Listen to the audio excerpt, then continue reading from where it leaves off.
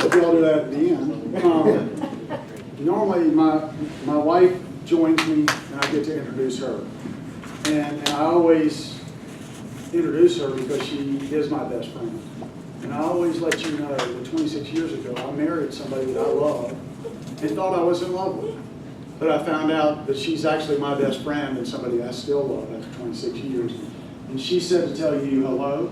Tyler was kind enough to take time out of his schedule to meet with us a few months ago. I believe it was at Dunkin' Donuts. And Tyler is not easily bribed, but he did accept the donuts. But she couldn't join me today. My son came back from, we're very proud of our children. My daughter is 20 and just finished her freshman year at Furman. That's her mother's school, not mine. And my son just finished his first year at the Governor's School for Science and Math over in Hartsville, and he just returned, and she promised to stay home with him today. I'm Todd Atwater. I'm running for South Carolina Attorney General. I was born in Greenville.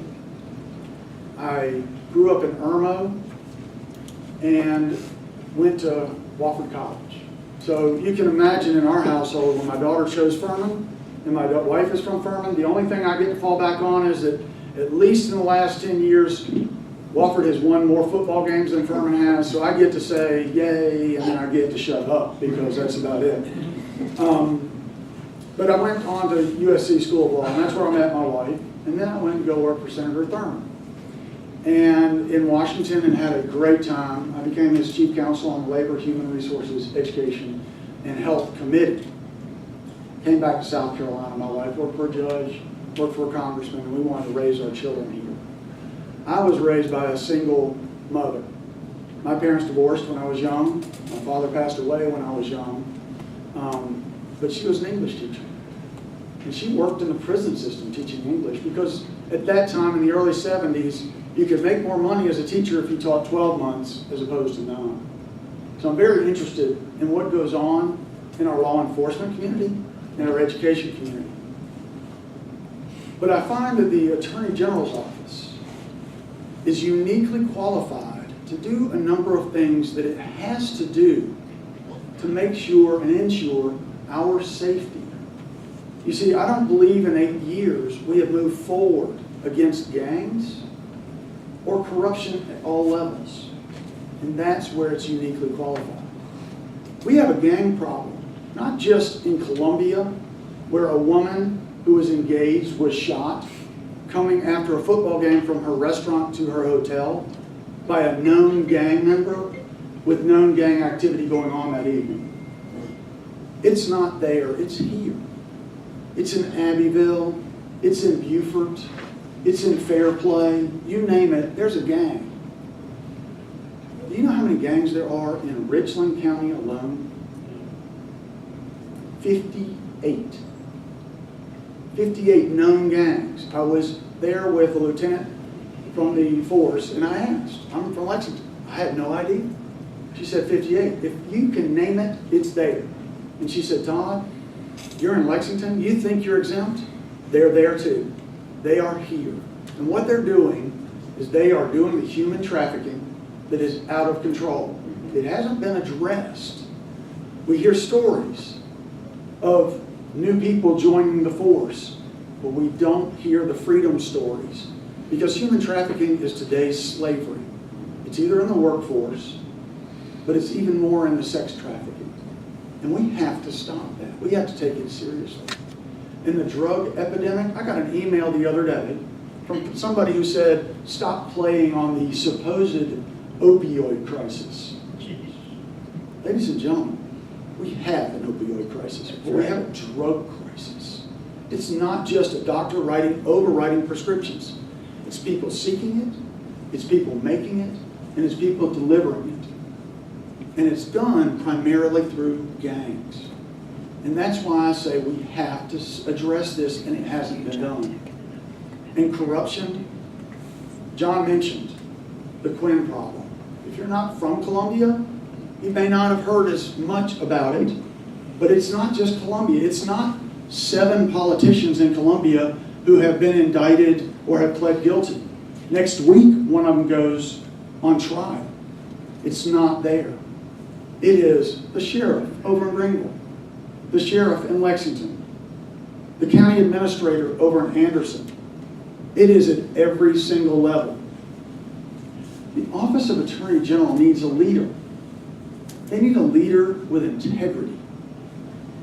They need a leader with integrity that's not just a politician. You see, AG stands for Attorney General. It doesn't stand for aspiring governor. This is not a pass-through office. Ladies and gentlemen, you need a leader with experience and integrity. And I believe I have that. But I also have a plan. You see, on day one, I'm going to form a public corruption unit led by seasoned attorneys and prosecutors and investigators that are aggressive and a forensic accountant. And that's what these people are going to do. They're not going to be handed a public corruption case. That's what they're going to do. It's not going to be part of their workload. It will be their workload. And the reason it's so important is because when you elect us, when you elect someone, you are putting your trust in that person. I believe a public office is a public trust. And I believe that we have allowed too much corruption, and the people of South Carolina deserve better. And I believe the Attorney General's office is uniquely qualified to restore that trust. No other office can do it. We can make sure. We don't make criminals out of people who simply miss something that's on a filing. Although our Attorney General has missed the filing and has yet to file his latest filing. But we need to make criminals out of those who betray your trust for personal gain. You see, the Attorney General has to be a leader. They have to have and maintain the integrity of trust that you place in every elected official. And they have to uphold the rule of law. I've run companies. As John says, I know what it's like to sign the front of a paycheck. And I know how to manage. And I know how to lead. And I've done that. For 8 years I've been in the House. I brought bills forward that I think are important. I was the first one to say, let's look at this scanner mess. A year before the shutdown, I called for hearings. It took me 8 months to get a hearing. At that time, 6 increases in 6 years.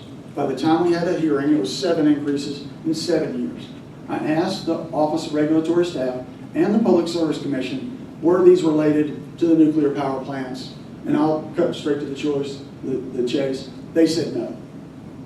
A year later, 5,000 families lost their livelihoods because they didn't do their job. I called for the Public Service Commission, every single one of them to step down. They failed the entire state. Each year for the past 3 General Assemblies, or each General Assembly, sorry, we have passed a simple common sense bill. It simply says a regulation that comes on the books goes off the books in 5 years. We're all Republicans. All my life we've talked about how bad regulations are. Let's get them under control. If they're good enough to stay on the books, they're good enough to be repromulgated by the agency and brought back. And eventually they'll be made into statute. But it gives you the opportunity to comment on every piece of regulation because it goes away, or they have to bring it back and explain how it works. Also, did the business license bill. You need a uniform, one form, and we set up a bill that would reimburse local governments any loss that they may have. We have the money in Columbia. It is there. We just misspend it all the time. So again, leadership, integrity, and upholding the rule of law. That's what we need to do. I'll close with this. Elvis Presley said it best. It's time for a little less talk and a little more action. I'm Todd Atwater. I'm running for Attorney General. I would be honored by your support on June 12th. Thank you so much, and whatever questions you may have, I'd love to answer. Yes, sir. Said you were representative in the House, sir. John Lane with South Carolina carried. H 3700 is still constitutional carry. Yes, sir. I'm glad you said the name because the numbers they just run right through my mind. So. Greg Delaney wanted to bring it out of committee, and when it was requested to be brought out of committee to the floor, a bunch of representatives voted yea or nay. They voted nay to leave it alone. How was your vote on that? Honestly, I don't remember the actual vote. I'm for constitutional carry. You know, I know some people don't think the NRA is good enough. I have a 100% voting record there. I believe in the Second Amendment, but you know what? I believe in every amendment. Because without the Second Amendment, we don't have the 10th Amendment. Then we don't have the First Amendment, and all of them fall. So I believe in that. I have my concealed weapon permit. I'm not carrying right now. I'm not going to scare anybody here.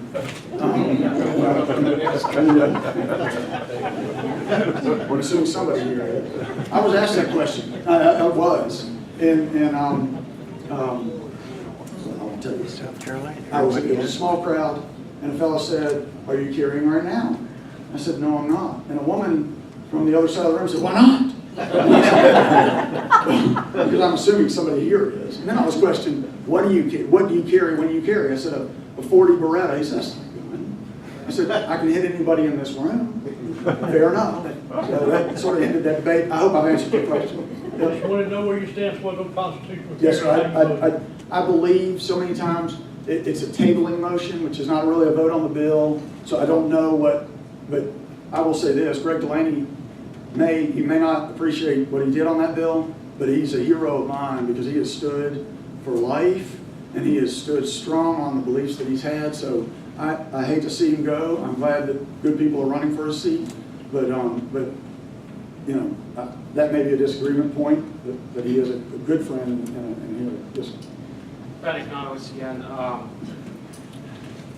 So there's a lot of support for our current Attorney General. He's hit the heartstrings, sex trafficking, sheriff's offices, working with them. So the Quinn thing is kind of buried. He's done a lot of great things. So the Quinn thing is kind of overlooked a little. But you also have your own thing I think you should address with maybe it's being called double dipping. I heard that, but explain that. Explain what I'm being accused of now. Well, as far as you were being a representative and on a board, that you could have directly taken legislation to help benefit the board and in turn yourself. I could have, yes. I did not. And here's the problem. It's been alluded to. We're getting closer to the election, so the accusations are coming. Someone the other day said that my license had been pulled. I've been an attorney for 26 years. And my license was pulled? No. I never voted in conflict. I never promoted. I stayed away from it. As a matter of fact, I spoke to the speaker because this came out. The current Attorney General accused me of that directly. And I went to the speaker and I said, "Mr. Speaker, have I done something wrong?" And he said, "Todd, I have to tell you, and I will tell anybody that asks me, I got tired of you coming up here to make sure you weren't voting in conflict." You see, what he's saying is that out of 7,000 or 8,000 votes that I took over 8 years, I voted on maybe 7 health-related bills. I never took money. The organization never benefited from it. It is so far afield. When I ran, I went to the Ethics Commission and said, before I run, I'd like an opinion saying that I can do this. I've gotten 2 of them. You know, so it's a great question. You're going to hear it, but it's not true. It's a bright line test. And if the Attorney General doesn't understand the law, I'll leave it to your imagination. Have you had anyone who's publicly come out and stated this? I mean, you said anyone can ask the speaker, but has he done a press release back? I didn't ask him to. I mean, it's to me it's so ludicrous that no. I mean, again, look at the bills. It's a bright line test. I mean, this is to mislead people into believing something that isn't true, but it's a deception, and that seems to be the pattern here. There's a bit of deception. I was interviewed today by a reporter who has discovered that since Richard Quinn has been indicted, the current Attorney General has paid he or his firm or one of their subsidiaries well over $100,000 in consulting fees since indictment. That hadn't come out either. Yes, sir. Yeah, my question was about that. I've heard most of the elected officials are fired or moved to another office. But prosecution, how difficult is that? I'm not sure 100% of your question. Help me. Well, most of your elected officials are fired from their office or moved elsewhere, but they're never prosecuted. Oh, I thought you were. I'm moving on. I didn't know I was going to be prosecuted. I think that's a travesty. And I'll make a deal with you, sir, if you will. I have $4,000 in my bank account. I'm not a rich man. I used to be until this election. I have $4,000 in my bank account. If you and I will go into partnership together, I guarantee you, I'll go ahead and pay that fine up front, and we'll make $4 million together. Will you do that with me? That's what happened. It's not a slap on the wrist. It's a slap to the face of every South Carolinian that what happened and occurred. We are letting people get away with things, and that's why I say this office is the only office that can restore the public trust to make sure public officials do not use their office. And I'm glad the question came up, for personal gain. That's exactly what happens. It doesn't happen as often as you may believe, but it happens more often than you ever hear of because so many people concentrate on Washington and Columbia. But it's happening in York at some level, and we have to have people going and doing that directly. So, yes, sir. I'm interested in trying to find out how this nuclear plant failed. It just doesn't seem to me that would be possible to happen. And I'd read somewhere that the Attorney General has some sort of oversight over that. Is that true, or do you have comments on that? Well, there are two areas the Attorney General has been pointed out. One, he has declared, at one point he declared the Base Load Review Act, which allowed this type of financing, was unconstitutional. Then months later, he said, well, it's maybe unconstitutional. So there's some thought there. I don't think it's unconstitutional. I think what happened was the leadership misled their own board. They made decisions based on quarterly profits. And I think the SEC is going to wind up here. The FBI is here. And I think some people should go to jail over what happened in that case. The other thing that's been pointed out is that there are 5 people that are on an oversight board for Santee Cooper, the governor, the attorney general, and some others. And they've never met in the last 8 years. That's where I was. Yes, sir. And that I think, yeah, obviously the attorney general is not going to prosecute himself. But I think that if I'm appointed or on a board, I'm going to make sure they meet, because that's what they should do. If you give me the opportunity to have oversight, I promise you I won't let you down, but I promise you I will at least do my job in the oversight area. And now we have not only the billions that John mentioned, but we have Santee Cooper that every day that goes by, ratepayers are paying millions of dollars in money they'll never receive a benefit from. I think that's criminal. Yes, ma'am. Okay, so you want to crack down on dealers, right? Absolutely. So you want to crack down on a bunch of teenagers, kids. No, what I want is to make sure that we, as I like to say, when I grew up, I learned that if you want to kill a snake, you cut off its head. You go after the gangs. That helps dry it up.